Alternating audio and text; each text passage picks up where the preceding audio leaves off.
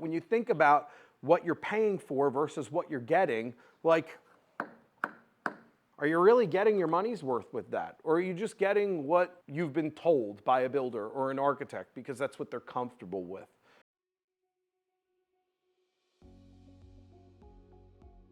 Andersen windows.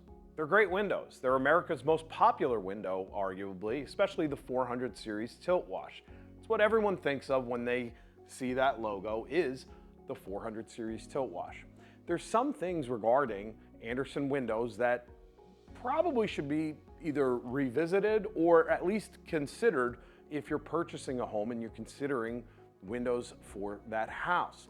Now, Andersen Windows 400 series has some complexities on the exterior as well as the interior. Some things to note that if you're not a person that does windows and doors every day, you probably won't pick up on it, but after the fact, it may leave you with some regrets. So, to start, the frame. An Andersen 400 series tilt wash frame has a wood base behind the scenes. It's a vinyl wrapped side jamb and head jamb, and then it's a Fibrex composite sill. Now, a Fibrex composite sill, you're probably saying that's a great idea, and it is. It absolutely is. It's a nice idea. What is Fibrex? It's a mix of their vinyl and wood components that they reuse, grind into a pultrusion, and have essentially a no-rot option. And on the sill, a no-rot option is really a great thing. But when you mix that Fibrex material with the vinyl wrapped side and head jamb, you get two different materials on the outside. Combined with that, their vinyl mainframe has these corner keys in place. Now these corner keys, when this window is brand new, like this one here, you don't notice it that much, but they have to put silicone in place on here. And that clear silicone spills out a little bit, and with that, it's gonna turn black over time. So you're gonna have these black stripes on either side of that, and that corner key goes all the way in. It's kind of unsightly. On top of the different materials for the sill and the head and side jambs and the corner keys, you have all these steps. And right now, design, architecture, it's all about simplicity. It's all about clean lines. It's all about having kind of less is more on that. With all these different steps that you see where the upper sash is the part that moves, and where the lower sash is combined with the vinyl jamb carriers, it's something that kind of just, it seems a little Frankenstein. It seems a little clunky when you see that. Now that's just the frame. Outside the frame, what holds that window into the house? That's called a nailing fin or a nailing flange. And some companies have an integrated nailing flange. Some companies have a removable nailing flange like theirs. I personally think an integrated nailing flange that's part of the structure of the window is a far better choice. And the reason why I say that is it's going to be rigid. It's going to be aluminum, or it's going to be a composite material that is part of that entire window, where this is what's holding that window in place, this flimsy piece of material. And is it the worst thing in the world? Nah, it's not the worst thing in the world. There's companies that supplement some products and have that, but this is what's holding that window in place. And when you think about someone's trying to install that, if you have a thick gauge of aluminum for a nailing fin, or you have this flimsy piece, when that's being put in and put in place, the other one's gonna hold much more rigid and stay plumb level and square, where this leaves a lot of opportunity for play. Now, the sash from the outside, this is kind of something that we have a big bone to pick with. Everyone says, well, I want an Andersen window. Everyone says, I don't want maintenance. Well, while this doesn't necessarily have maintenance, most people don't know this, it's a painted wood exterior. Probably didn't know that, right? Well, that's why you're here. So the sash is a painted wood sash all the way around. And then there's this flush glazing bead that holds the glass in place. Now, what's the problem with that? You have 1, 2, 3, 4 different materials on the outside, and different materials and gauges of either vinyl, Fibrex, or painted wood that all over time are going to have a zebra effect, because different materials fade differently over time. The more materials you add, the more steps you add, the different thicknesses of materials, all are going to look different over time, giving this an appearance that is not uniform, and it's going to absolutely fade differently.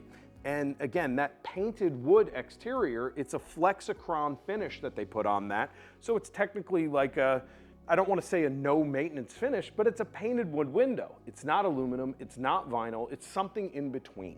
Now this glazing bead here, right? This flush glazing bead. Why is that a problem? It's a problem because most companies will do simulated divided light, or Andersen calls it HDNFDL, high definition full divided light. Here's a bar, right? This is a simulated divided light bar. If I were to stick this on here, we'll do this, you'd see the flush glazing bead, it sits proud because that's where it is. It sits on top of the glass. It doesn't look right, right? It doesn't accept into the sash. So if you do simulated divided light, which is arguably the most popular option when it comes to windows these days, they have to do this projectile glazing bead on the outside. So there's a perimeter that this sits out about this much to accept that simulated divided light glazing bead. Now, is that something that someone's gonna walk up and go, ooh, look at that? Maybe not, but the second someone sees it, are they gonna be able to unsee it? No way.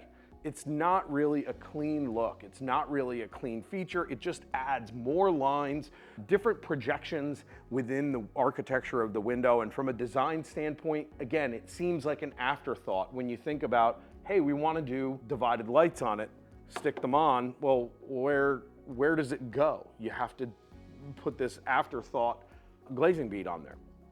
In between the glass, they do a stainless steel spacer, which is a good option, is a normal option. But a lot of other companies out there will do a warm edge spacer instead, which can have better numbers associated with energy efficiency, can look much cleaner with just a nice shadow line, and it doesn't draw attention to it, which on a white window, it doesn't really draw attention to it. But if it's a color window, it's gonna draw your eye towards it. On top of that, if you're doing a color on the outside, these jamb carriers are always either going to be white or gray, depending on the interior that you choose. So if you have a black exterior window, which is very popular these days, or a green exterior window, or they're terratone, you're gonna have a white carrier down the side or a gray carrier down the side. Kind of unsightly. When you think about you're looking at the outside, you want it to be black. Well, there's these two big white lines on the side. Nobody really wants that. It looks kind of clunky, right? So that's the exterior. Now on the interior, we're gonna flip this around here. On the interior, the main things to kind of consider and think about with it, it's a wood window, right? Wood window is good, a lot of aesthetics to it, but the head jamb is not wood. So when you're looking at the window, you're gonna see this white head jamb piece in there. The side jamb carriers are compression white vinyl or compression gray vinyl, and the tilting mechanism, in order to tilt this window in, you'd have to unlock it. You push these little gray latches down, and that pushes these jamb carriers in so you can tilt that window in place.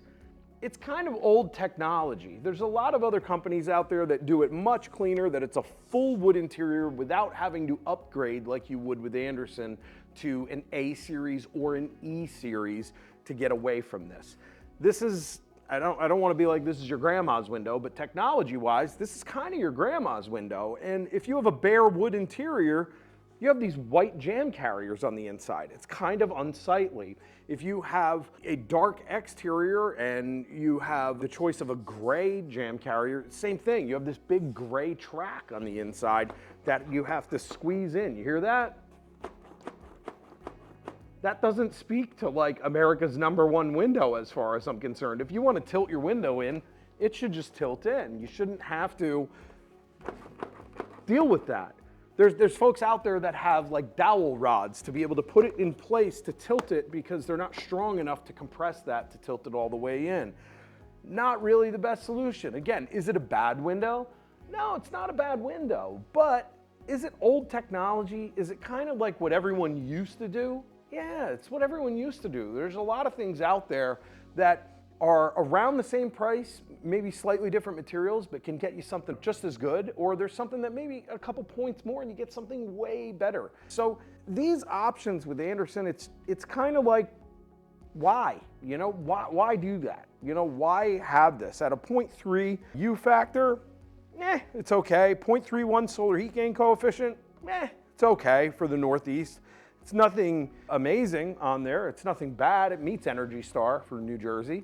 But there's a lot more that can be done with exploring something that doesn't have that AW logo on there if you're open to it. If you want to just do what everyone else does, well, go with it. But there's a lot of opportunity to really make it yours and not have to sacrifice the look of your home long term by just paying for a logo. So that's the double hung. Now we also have the Casement and awning series. This one specifically is an awning, and it's a different gauge of vinyl compared to the 400 series tilt wash.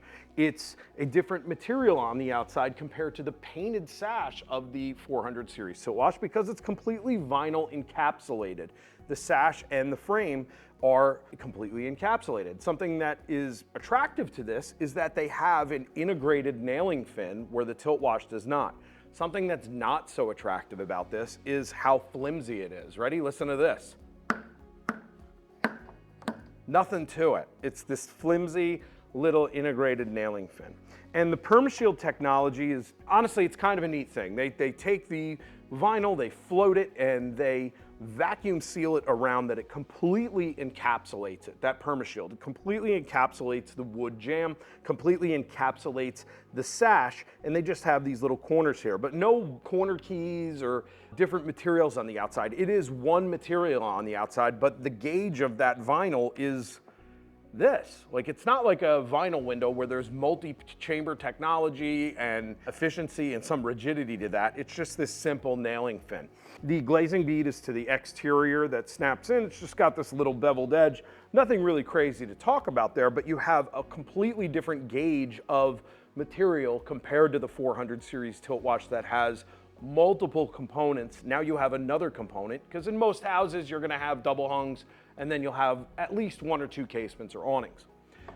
Something to be said about what's in the walls, right? 400 series tilt wash is a 4 9/16 jamb as standard, and then they'll add extension jambs to meet the wall, whether you have 2x4 construction or 2x6 construction.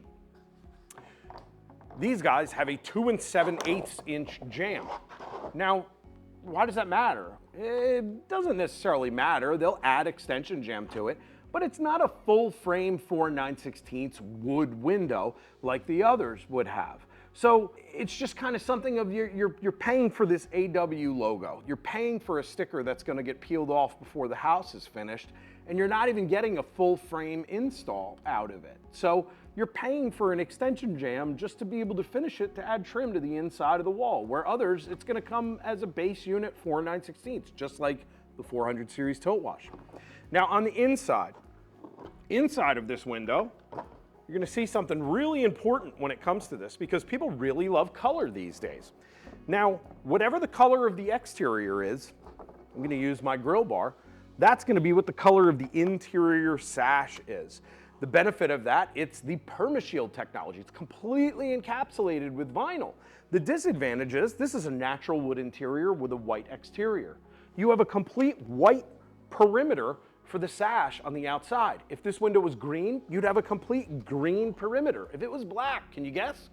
Yeah, you're right. It would be a black perimeter around that. Like, do a vinyl window instead. Like, you're paying for something that's vinyl wrapped on the inside in the sash, vinyl wrapped on the outside. They have stops available that are pre-finished white paint or vinyl wrapped. Like, if the whole thing is vinyl wrapped, save yourself a ton of money and get a premium vinyl window. Why waste your money on this? On a casement, they do have a sequential locking system. They do have stainless steel operators as standard, which is a nice benefit. That's a nice option, but it's not necessary for everyone. Again, this one's an awning here, so it's got the two locks on either side. Stainless steel spacer bar, same thing. A lot of other companies are going to do a warm edge spacer or have the option of a dark black spacer or a dark bronze spacer. Just makes it a little more clean, but it's okay. You know, it's an okay window, but when you think about what you're paying for versus what you're getting, like, Are you really getting your money's worth with that? Or are you just getting what you've been told by a builder or an architect because that's what they're comfortable with? It's you that has to live in that house, not them. So it's something to consider. As far as performance goes, 0.28 on the U factor, not too bad. 0.31 in solar heat gain coefficient, it's okay. You know, in the Northeast, again, it's what it is. But folks hold this like homage for Andersen of it's the benchmark of like, oh, we're doing Andersen. And again, not a bad window. It's America's most popular window. But there are some things that you should be aware of if you're making that investment in windows and doors in your house, which arguably is the most expensive investment on the exterior of your home, or potentially the entire home is the window and door package. You should absolutely know exactly what you're getting. So I hope this has brought some clarity, and if we can help you or discuss your project, if you have a project that's been specified by Andersen and you'd like some alternates, that's an easy thing, and we can work with you all day long on that to ensure that you get exactly what you deserve. If you'd like help, contact us, info@monmouthmillwork.com.